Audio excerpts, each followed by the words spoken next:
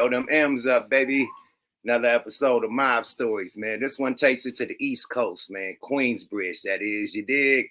One of the biggest record labels in the late 90s and the early 2000s. You know what I mean? Murder Inc., Irv Gotti, Ja Rule, Ashanti, Black Tie. What was her name, man? It was some more people over there, but you might as well say J-Lo because they blew her up too. Cadillac Tie, what's his name? Black Child, Cadillac Tie, Black Child. Who was the girl that played on Belly? Because she was signed Neva. What was her name?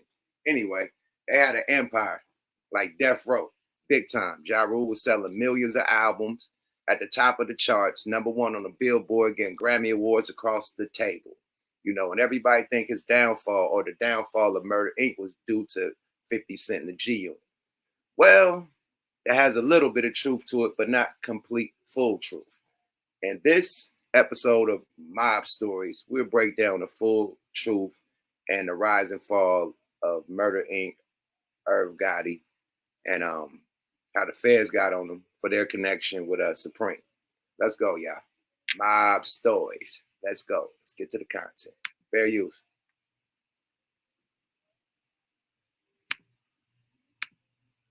Now arguably one of the hottest record labels in the game, it seemed as though everyone was reaching out to Gotti for hits.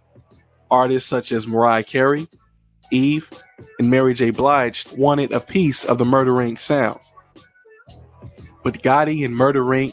especially found success in working with a certain Latina pop star, Jennifer Lopez, a successful Hollywood actress and pop music star who had #1 movies and a #1 album.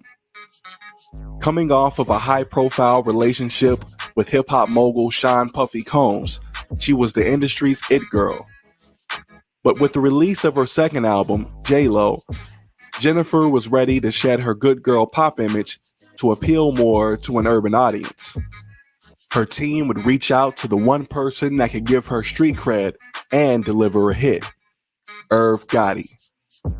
Sony Records would pay Irv Gotti and Ja Rule $500,000 to remix Jennifer's single, I'm Real. The song went on to be a #1 hit record, charting at the top of the Billboard 100 for 5 non-consecutive weeks.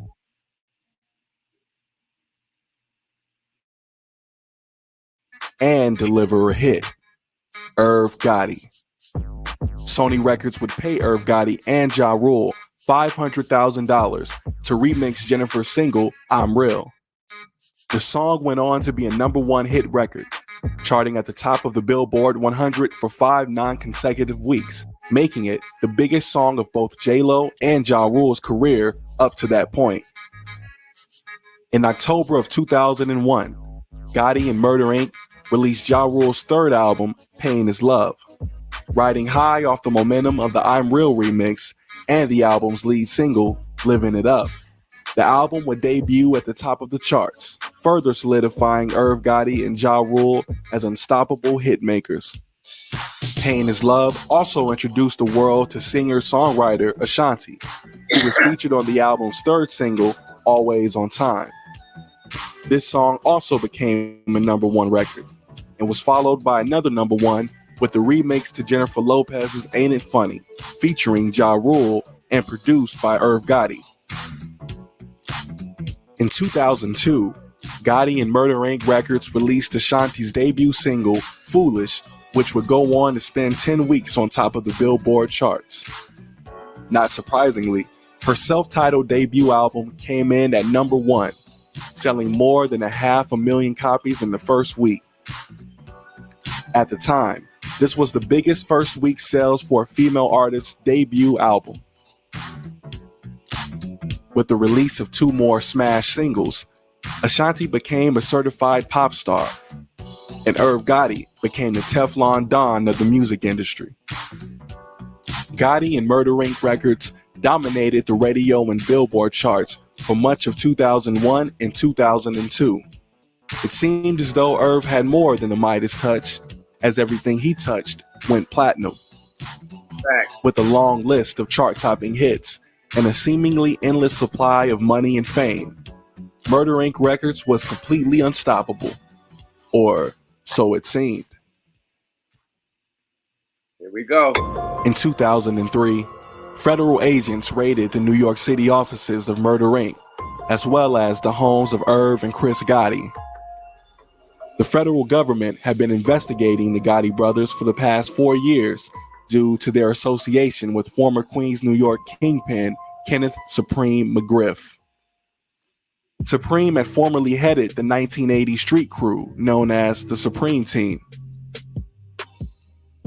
Irv had met Supreme, or Preme as he was known in his inner circle, on the set of a CMC video shoot. The two were from rival neighborhoods in Queens, and prior to their first encounter, had never had any affiliation or association. Preme admired Irv's directing skills and wanted him to direct a movie that he had written himself. Over time, Preme and the Gotti brothers built up a friendship. The relationship was born out of mutual respect, but never anything illegal. The feds falsely suspected that Murder Inc. Records was funded by illegal drug money from Preme's organization. However, by the time that he and Irv had met in the early 90s, Preme was far from the drug kingpin he had been in the 80s. Following a 12-year stint in prison, Preme and his Supreme Team organization were no longer running the streets. Despite their lack of connection to any illegal activity, Irv and Chris Gotti were arrested and indicted on 2 charges: money laundering and conspiracy to money launder. They were facing 20 years in prison.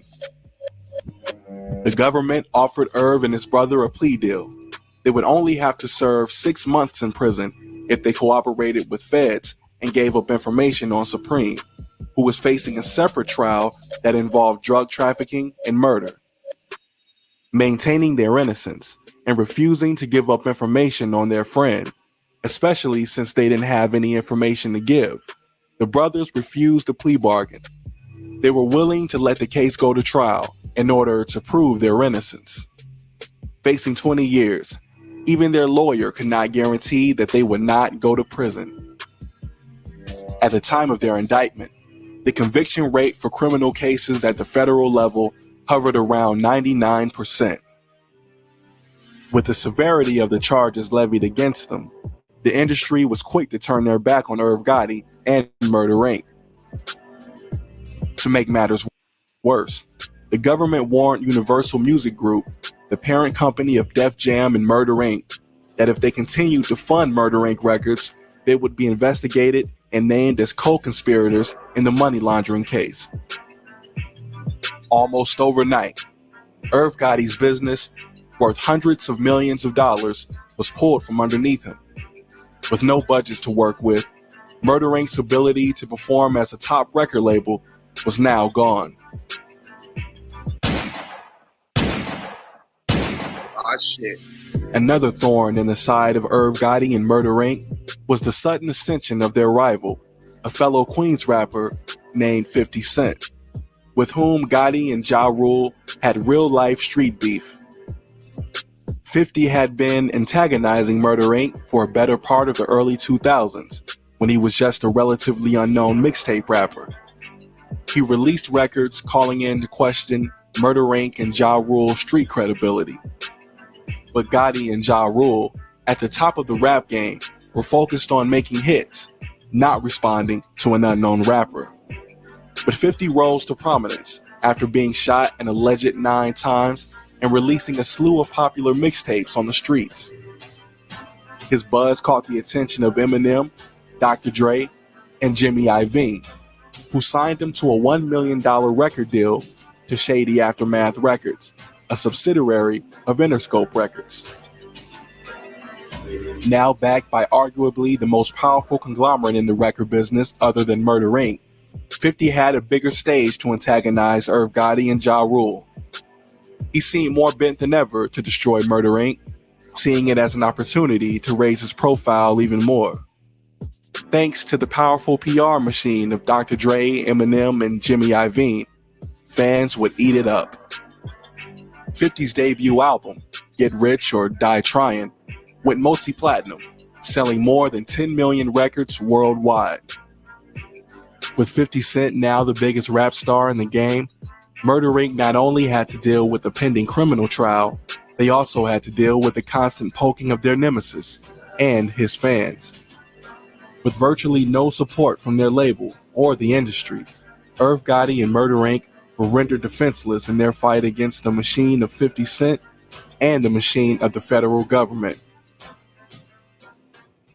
At the beginning stages of the investigation, Def Jam continued to honor their deal with the embattled label, and in the midst of the chaos, Irv Gotti still managed to put out hit records.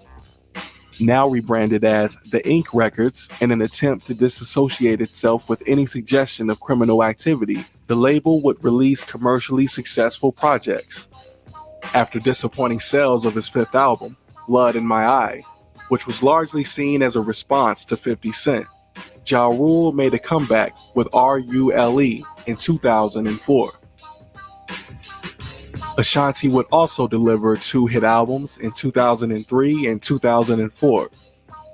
Although not as commercially successful as their previous work, these projects went platinum and proved that Irv Gotti still had what it took to deliver hits.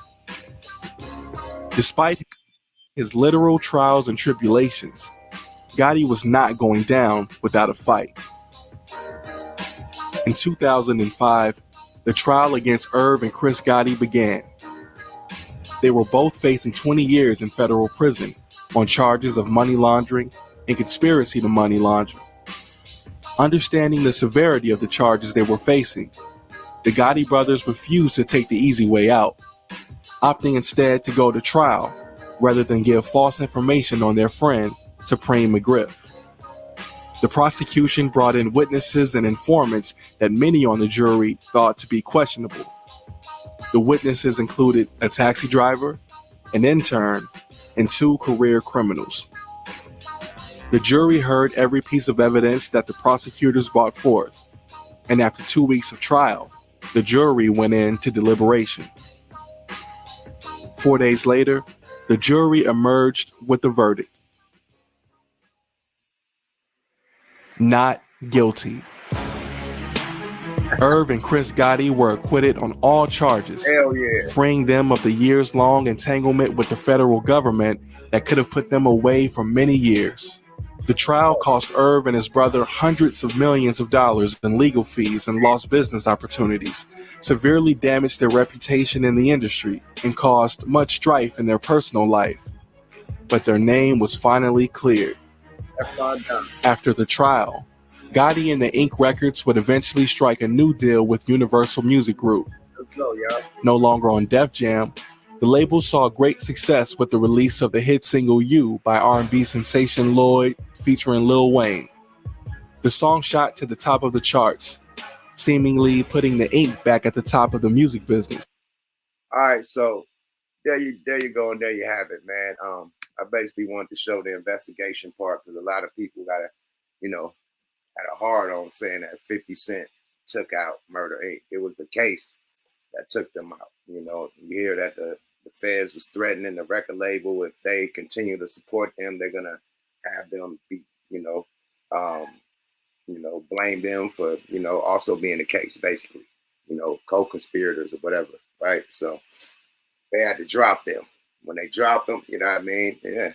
It gets ugly when you ain't got that big machine behind you. 50 come in with the big machine, hey, it's ugly, you know what I mean? But yeah, that happened. And along with that happening, Jay Prince, Suge Knight, and Irv Gotti was about to start the first Black independent record label, independent distribution, not record label, independent distribution, to where, people could come directly to them to get distribution like a Universal, Priority, or whatever, but there'd be, all Black distribution. So they tried to start that up. So not only did Irv Def Jam offices get hit and their houses got hit, Rap-A-Lot offices got hit,